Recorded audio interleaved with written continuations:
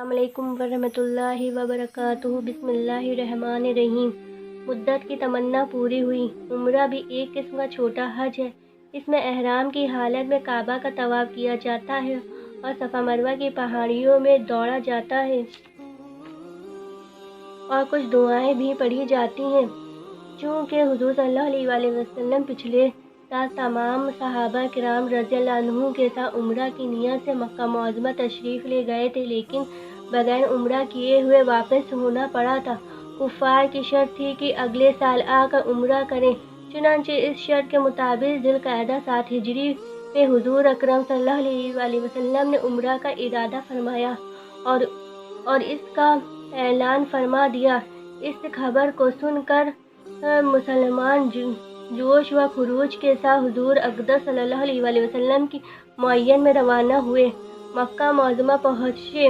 مدت کی بچھڑی بستی کی آج اپنی آنکھوں سے زیارت کی، کعبہ کے گرد طواف کیا، غرض عمرہ کے تمام ارکان ادا کیے اور شرط کے مطابق 3 روز ٹھہر کر مدینہ طیبہ واپس ہوئے۔ موتا کی لڑائی اور اسلام کی فتح۔ موتا شام کا علاقہ ہے جو دمشق کے قریب ہے اور بیت المقدس کے تقریباً 2 منزل پر ہے۔ یہاں عیسائی رومیوں کی حکومت تھی۔ اب تک تو مسلمانوں کا صرف عرب یہود اور مشرکوں سے مقابلہ رہا، لیکن اب عیسائی رومیوں سے جنگ کی ضرورت پیش آ گئی۔ وہاں کے سردار نے حضور صلی اللہ علیہ وآلہ وسلم کے قاصد کو جو خط لے کر گیا تھا قتل کر ڈالا۔ چونکہ قاصد کا قتل جرم ہے، اس لیے حضور صلی اللہ علیہ وآلہ وسلم نے اس کا بدلہ لینے کے لیے جمادی اول 8 ہجری میں 3000 فوج مدینہ طیبہ سے روانہ فرمائی اور حضرت زید بن حارثہ رضی اللہ عنہ کو اس پر سردار مقرر فرمایا اور فرمایا کہ اگر زید بن حارثہ شہید ہو جائیں تو جعفر بن ابی طالب سردار بنائے جائیں، یہ بھی شہید ہو جائیں تو عبداللہ بن رواحہ سپہ سالار ہوں، یہ بھی کام آ جائیں تو پھر مسلمان جس کو چاہے امیر بنا لیں۔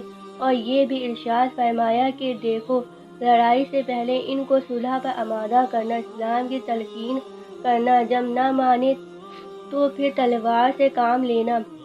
مسلمانوں کا لشکر روانہ ہوا۔ ادھر مسلمانوں کے مقابلے میں شاہ غسان اور روم کے بادشاہ قیصر نے 1.5 لاکھ فوج میدان میں اتاری۔ اللہ اکبر! کہاں 3000 اور کہاں 1.5 لاکھ! خدا کی شان نظر آتی ہے۔ دونوں فوجوں میں مدبھیڑ ہوئی، غضب کا رن پڑا۔ دونوں طرف کے بہادر اپنی پوری قوت سے کام لے رہے تھے۔ بڑی زبردست لڑائی ہوئی۔ مسلمان اللہ کی راہ میں شہادت کے شوق میں اپنی جان ہتھیلی پر لیے ہوئے تھے۔ ان کو شہادت زندگی سے زیادہ عزیز تھی۔ اس وجہ سے انہوں نے اپنی کمی اور دشمنوں کی زیادتی پر کوئی توجہ نہ کی اور بہت ڈٹ کر مقابلہ کیا، مگر یہ کم اور وہ 50 گنا زیادہ۔ لڑتے لڑتے کلیجہ منہ کو آ گیا، مارتے مارتے ہاتھ چھل ہو گئے، دوڑتے دوڑتے پاؤں تھک گئے، لیکن کیا مجال کہ ایک قدم پیچھے ہٹے ہوں۔ حضور صلی اللہ علیہ وآلہ وسلم کی پیشن گوئی کے مطابق مسلمانوں کے تینوں سردار ایک کے بعد ایک شہید ہو گئے اور سرداری حضرت خالد بن ولید رضی اللہ عنہ کے ہاتھ آئی، جو اب مسلمان ہو چکے تھے۔ ان کی بہادری تو مشہور ہے۔ انہوں نے انتہائی بہادری اور نئی تدبیر سے ایسا زبردست حملہ کیا کہ دشمن کے ہوش اڑ گئے۔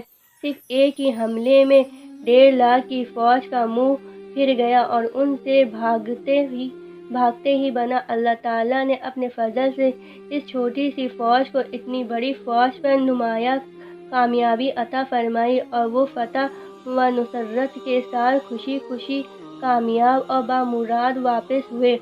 ان حضرت صلی اللہ علیہ وآلہ وسلم نے اسی لڑائی میں حضرت خالد بن ولید رضی اللہ عنہ کو سیف اللہ یعنی اللہ کی تلوار کا لقب عطا فرمایا۔